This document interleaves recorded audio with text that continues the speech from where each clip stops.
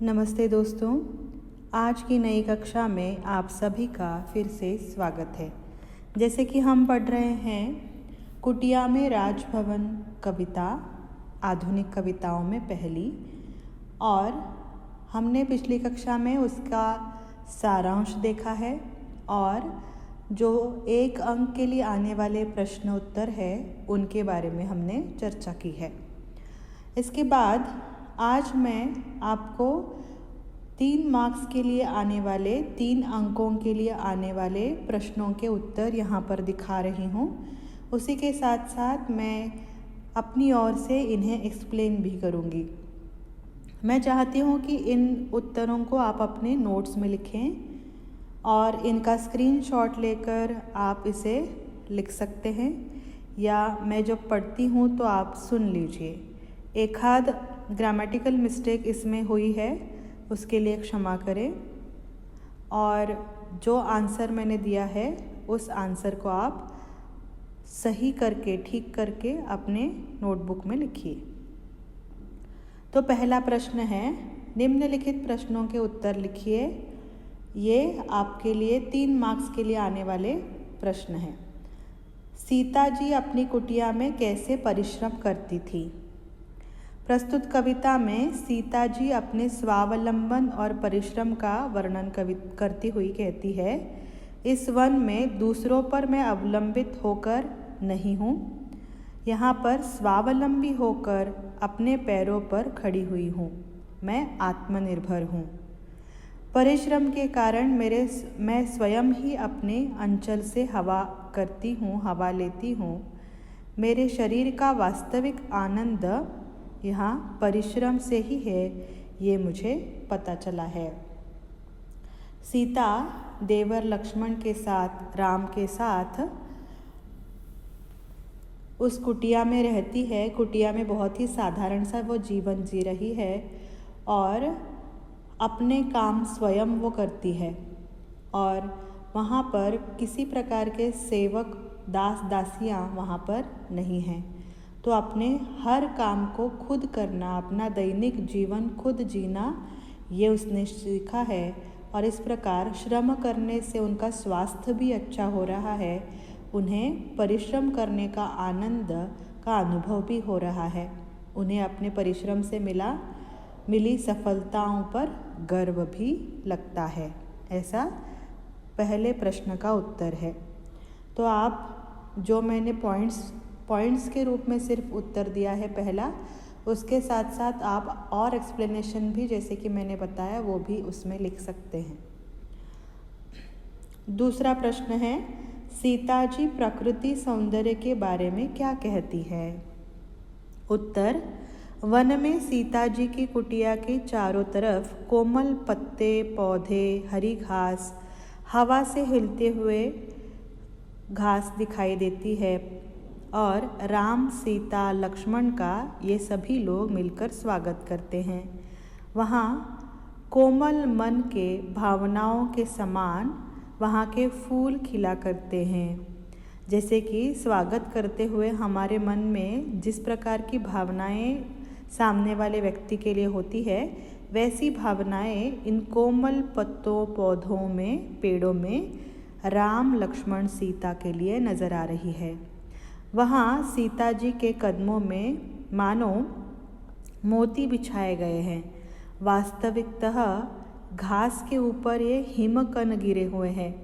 वहाँ प्रकृति ने मानो अपना खजाना खोलकर सामने रख दिया हो, ऐसा महसूस हो रहा है कि सीता जी अपने पति रामचंद्र जी के साथ, देवर के साथ वन में आ रही है, और वहाँ कुटिया में ही रहती है, और यहाँ वन में हर तरफ फैली हुई हवा और पत्ते, पौधे, है ना, इन सब के बीच, फूलों, डालियों, फलों के बीच वो रह रही है।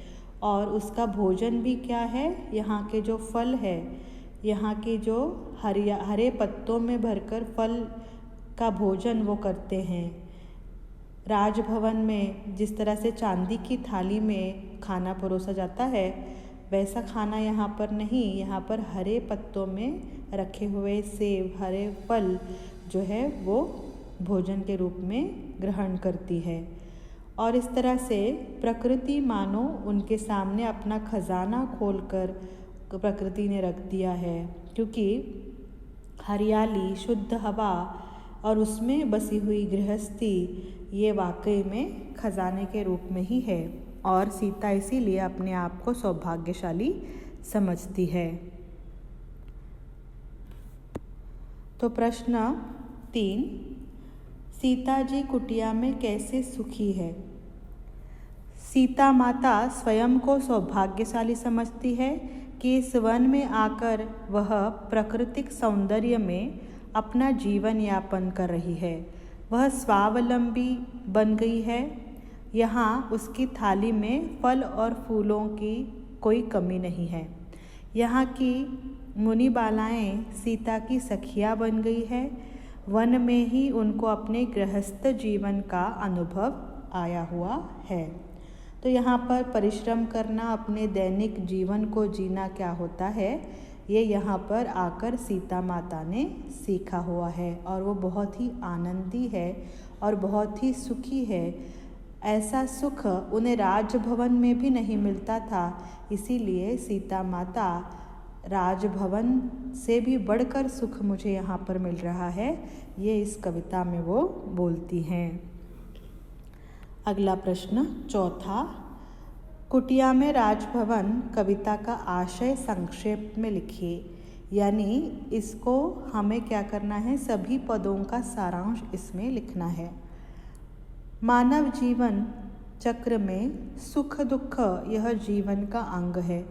उसके अनुसार राजा राम, रानी सीता, युवराज लक्ष्मण को 14 सालों का वनवास भुगतना पड़ा। उन्होंने उसे दुर्भाग्य न कहते हुए उस छोटी सी कुटिया में भी राजभवन सा सुख अनुभव कर संतुष्ट वे लोग हैं। तो इस प्रकार का बहुत ही शॉर्ट एंड स्वीट इसका आंसर हम दे सकते हैं। किस तरह के प्रसन्नता के साथ राम, सीता और लक्ष्मण उस 14 सालों का वनवास काट रहे हैं। यहाँ पर शुरुआत में आप लिख सकते हैं कि कुटिया में राजभवन कविता मैथिली शरण गुप्त जी द्वारा लिखी गई है और साकेत नामक महाकाव्य से उसे लिया गया है, ये भी आप यहाँ पर मेंशन कर सकते हैं। और वनवास के कारण किस तरह का जीवन वो लोग जी रहे हैं, ये हमें लिखना है।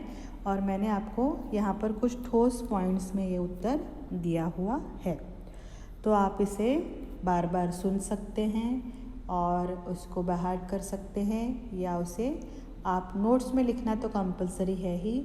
उससे क्या होगा कि आपकी लिखावट की प्रैक्टिस अच्छी हो जाएगी। जो टॉपिक कंप्लीट होता है उस टॉपिक को आप अपने हैंड राइटिंग में नोट्स में लिखिए। ये बार बार मैं बता रही हूँ, कई सारे मैसेजेस मुझे आ रहे हैं कि कैसे लिखना है, सेक्शन वाइज लिखना है, तो सेक्शंस बनाइए, बहुत अच्छा है।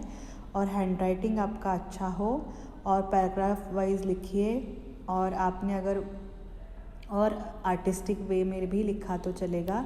जैसे ही आपका कॉलेज शुरू हो जाएगा मैं नोट्स चेक करती हूँ। तो अगला प्रश्न है ससंदर्भ भाव स्पष्ट कीजिए। ये प्रश्न जो है वो आपको परीक्षा में 4 मार्क्स के लिए आता है।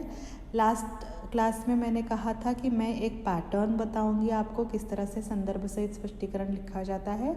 तो उसके अनुसार मैंने पहला जो प्रश्न है, औरों के हाथों यहाँ नहीं पलती हूँ और अपने अंचल से आप व्यंजन झलती हूँ, इस पैराग्राफ का यहाँ पर आपको ससंदर्भ स्पष्टीकरण दीजिए। ये प्रश्न है, प्रश्न यहाँ पर मैंने लिखा नहीं है, डायरेक्टली उत्तर लिखा है। तो उत्तर कैसे लिखना है, उत्तर में संदर्भ यानी कौन सा रेफरेंस है, कहाँ से लिया है, ये पहले हमें लिखना पड़ता है। तो उसके लिए 1 से 1.5 मार्क्स और बाकी का जो हमारा जो विश्लेषण है उसके लिए 2 मार्क्स। तो इसलिए हमें कुल मिलाकर 4 मार्क्स मिलेंगे। 1.5 से 2 मार्क्स संदर्भ के लिए। अगर आपने इसमें विशेषता भी लिखी हो तो बहुत अच्छा होगा। अंत में जैसे कि मैंने यहाँ पर एक टाइटल दिया है संदर्भ स्पष्टीकरण, और अंत में यहाँ पर मैंने दिया नहीं है कि अगर आपको और एनहांस करना है अपना उत्तर तो आप यहाँ पर लिख सकते हैं विशेषता। तो यहाँ पर जो महत्वपूर्ण है वो मैंने आपको बताया है कि प्रस्तुत पंक्तियों को राष्ट्रकवि मैथिली शरण गुप्त जी द्वारा रचित आधुनिक काव्य साकेत के कुछ अंश यानी कुटिया में राजभवन से लिया गया है। उसमें स्पष्टीकरण क्या है? सीता जी अपने स्वावलंबन का वर्णन करती हुई कहती है, यहाँ पर स्वास्थ्य रूपी सीपी में परिश्रम रूपी मोती के समान वह अपना जीवन व्यतीत कर रही है। इसका अर्थ क्या है कि मैं यहाँ पर बहुत ही हेल्दी महसूस कर रही हूँ। और क्यों ये हेल्थ मैंने पाई? क्योंकि यहाँ पर बहुत स्ट्रगल है। यहाँ पर हर एक काम करने के लिए मुझे स्ट्रगल करना पड़ रहा है, पर उसके बाद मेरा जो स्वास्थ्य है वो बहुत ही अच्छा हो रहा है। और इसको बहुत ही अलंकारित रूप में इस कविता में दिया गया है। और मैंने उत्तर में भी वैसे ही लिखा है कि स्वास्थ्य रूपी सीपी यानी क्या? शेल। और उसमें मोती यानी क्या? उनका जीवन, उनका मोती जैसा जीवन बन गया है। मोती शेल में ही मिलता है ना, पर्ल, तो वैसा उनका जीवन बन गया है। कठोर है ऊपर से, पर अंदर से बहुत ही बहुमूल्य हो गया है, सुंदर हो गया है उनका जीवन, जब से वो वन में आकर अपना जीवन व्यतीत कर रही है। वह अपने अंचल से अपने आप ही हवा लेती है। यहाँ कोई सेविका सेवक नहीं है, परिश्रम से ही जीवन का वास्तविक आनंद प्राप्त है। ऐसे वन की कुटिया में राजभवन सा सुख वो अनुभव कर रही है। तो यहाँ पर हमें पता चल गया है कि किस तरह से वह परिश्रम का जीवन जी रही है। और स्पष्टीकरण के टाइटल के बजाय आप यहाँ पर भावार्थ करके भी लिख सकते हैं। संदर्भ और भावार्थ, संदर्भ और स्पष्टीकरण, ये दोनों भी चलेगा। तो भावार्थ आप लिख सकते हैं, संदर्भ और भावार्थ। तो इस तरह से मैंने आपको एक नमूना दिखाया है। आपको दूसरा प्रश्न है, कहता है कौन की भाग्य ठगा है मेरा, और डैश डैश डैश मेरी कुटिया में राजभवन मन भाया। ये दूसरा प्रश्न है। संदर्भ सहित भाव स्पष्टीकरण कीजिए में। तो आप क्या करिए, दूसरा प्रश्न जो है वो आप अपनी ओर से नोट्स में लिखिए। और मैंने जो सारांश दिया हुआ है आपको, मैंने जो समरी दी हुई है उसको देखकर भी आप सेकंड आंसर लिख सकते हैं। केवल टाइटल ये होना चाहिए संदर्भ, और सेकंड टाइटल शुड बी भाव स्पष्टीकरण। यहाँ पर मैंने केवल स्पष्टीकरण लिखा है, तो आप क्या लिखिए, भाव स्पष्टीकरण। तो इस तरह से मैंने आपको सभी नोट्स दिए हुए हैं। आशा है आपको ये समझ में आ गए हैं। और अगली कक्षा में हम आगे नए टॉपिक पढ़ेंगे। धन्यवाद।